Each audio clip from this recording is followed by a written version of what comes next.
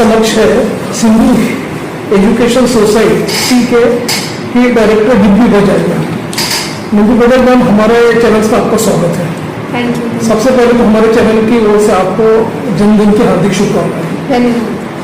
Ma'am, हम आपसे ये जानना चाहेंगे कि जो सिंधु एजुकेशन सोसाइटी जो है, इसके अंतर्गत आपके कौन कौन से संस्था, एजुकेशन संस्था, कॉलेजेस जो रन हो रहे हैं, वो उस बारे में डिटेल्स बताइए।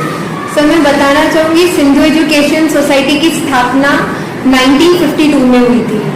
जब भारत का विभाजन हुआ था तब पूजनीय श्री केसी बजाज, पूजनीय श्री लीलाराम जी बजाज, भारत का विभाजन हुआ तब यहाँ आए और यहाँ पर उन्होंने इस सिंधु एजुकेशन सोसाइटी की स्थापना की और ऐसे कई स्कूल्स, कॉलेजेस उन्होंने स्टार्ट किए। सबसे पहला स्कूल स्टार्ट हुआ था एक्चुअली मस्का सात एरिया में ओंकारलाल स्कूल के नाम से, और उसके बाद अभी महात्मा गांधी हाई स्कूल है, Mahatma Gandhi English primary high school and junior college है। हमारे यहाँ पे CBSE यूनिट है, Khubchand Bajaj central public school. हमारा DED कॉलेज है, BEd कॉलेज है, मिड कॉलेज है जो केसी बजाज के नाम से है और एक कौशल्या देवी बजाज के नाम से है। और उसके बाद अभी रिसेंटली हमने फार्मेसी कॉलेज स्टार्ट किया है, KC Bajaj college of pharmacy and research. Sir, मैं मिस कर रही हूँ, ये भी बताना चाहूँगी कि हमारा Khubchand Bajaj college of BBA भी है और BCom भी है। सर, अपना उत्तर नागपुर क्षेत्र में ये पूरा इंस्टीट्यूशन रन होता है। तो जब हम उत्तर नागपुर क्षेत्र के बारे में सोचते हैं तो हमें समझ में आता है कि कहीं ना कहीं ये ओवरऑल दूसरे नागपुर के क्षेत्र से थोड़ा सा पीछे चल रहा है। तो यहाँ पे हमारे पास ऐसे बच्चे हैं जो अंडर प्रिविलेज्ड कैटेगरी से आते हैं और उन सब बच्चों को हम कोशिश करते हैं कि हम सिर्फ एजुकेशन ना प्रोवाइड करें, हम साथ ही उनमें संस्कार दें।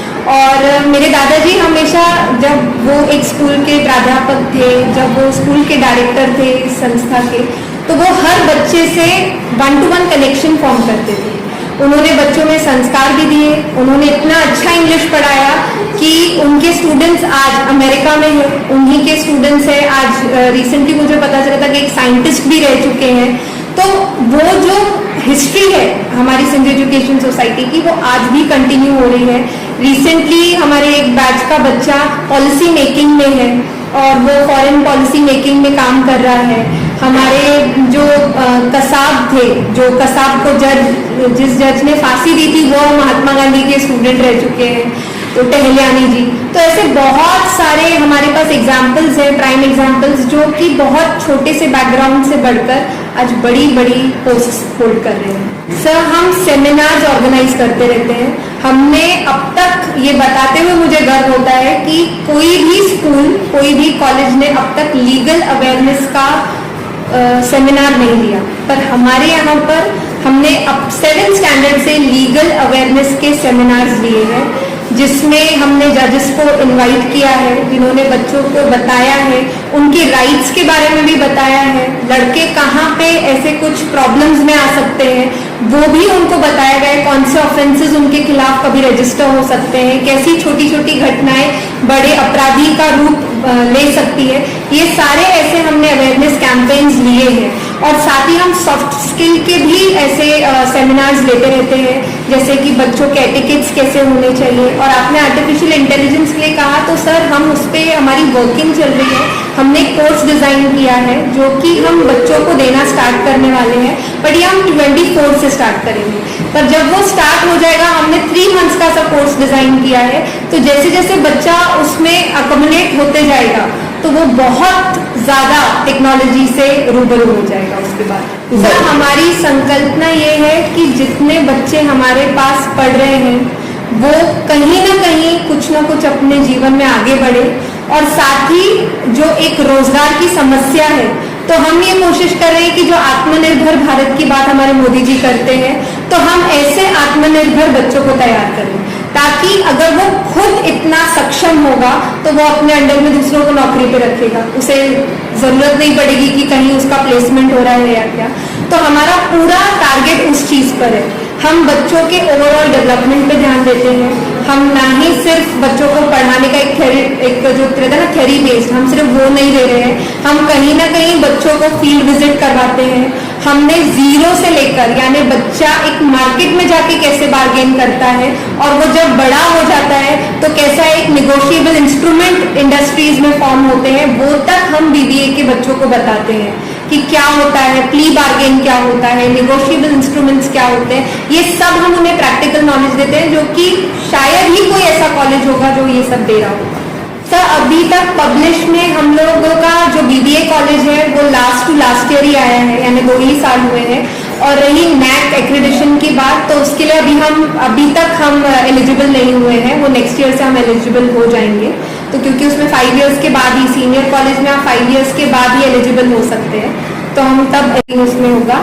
बाकी जर्नल्स में हमारे इधर की पब्लिकेशंस हैं, हम काफ़ी सारे हमारे जो लेक्चरर्स हैं उनके भी जर्नल्स में पेपर पब्लिश हुए हैं, तो ऐसी सारी चीज़ें चलती रहती है। सर करिकुलम तो जो बाटू से बेस्ड है, डी बाटू हमारा यूनिवर्सिटी से है टाइप, तो उनका एज इट इज़ वैसा करिकुलम है। और साथ ही 11 लैब्स हैं कॉलेज में, अच्छे डिजिटल क्लासरूम्स हैं, पूरा वाईफाई कैंपस है और स्पोर्ट्स फैसिलिटीज़ है, क्योंकि हमारा यही मानना है कि सिर्फ और सिर्फ पढ़ाई बच्चे को आगे नहीं बढ़ाती है, उसका ओवरऑल डेवलपमेंट आगे बढ़ाता है। स्विमिंग पूल है, तो स्विमिंग भी हम साथ में सिखाना चाह रहे हैं कि जो फार्मेसी के बच्चे जिन्हें स्विमिंग में इंटरेस्ट है, जिन्हें स्पोर्ट्स में इंटरेस्ट है, टेबल टेनिस है, लॉन टेनिस है, क्रिकेट है, बास्केटबॉल है, और साथ ही साथ हर एक जो लेबोरेटरी उसके लिए यूटिलाइज्ड है, हर एक लेबोरेटरी जो उसके लिए नेसेसिटी है, तो वो लेबोरेटरीज हमारे पास हैं। बहुत अच्छा लाइब्रेरी है, तो जो लाइब्रेरी होती है वो मुझे ऐसा लगता है नींव है किसी भी इंस्टीट्यूशन की, तो वो इंस्टीट्यूशन में बहुत अच्छी लाइब्रेरी है, साथ में छोटा सा पैंट्री है। तो हमने कोशिश की है कि बेस्ट से बेस्ट यहाँ सेंट्रल नागपुर में फार्मेसी कॉलेज हम बच्चों को प्रोवाइड करें, ताकि जो बच्चा यहाँ पर आए उसे 100% प्लेसमेंट मिले या उनकी खुद की फार्मेसी की कंपनीज जल्दी जरूर बने। मेरा मैसेज यही है कि एक रडियार्ड किपलिंग का एक पोएम का लाइन है, if you trust yourself when all men doubt you but you make allowances from the doubting too, you my man have the earth and everything on it. तो ये अगर आप ऐसे institution में अपना नामांकन कर रहे हैं, आप वहां पे अपने आप को एनरोल कर रहे हैं, तो the world is waiting for you. आप जैसे हुनरमंद बच्चे हम बनाकर जब बाहर वर्ल्ड को देंगे, तो you will definitely feel proud of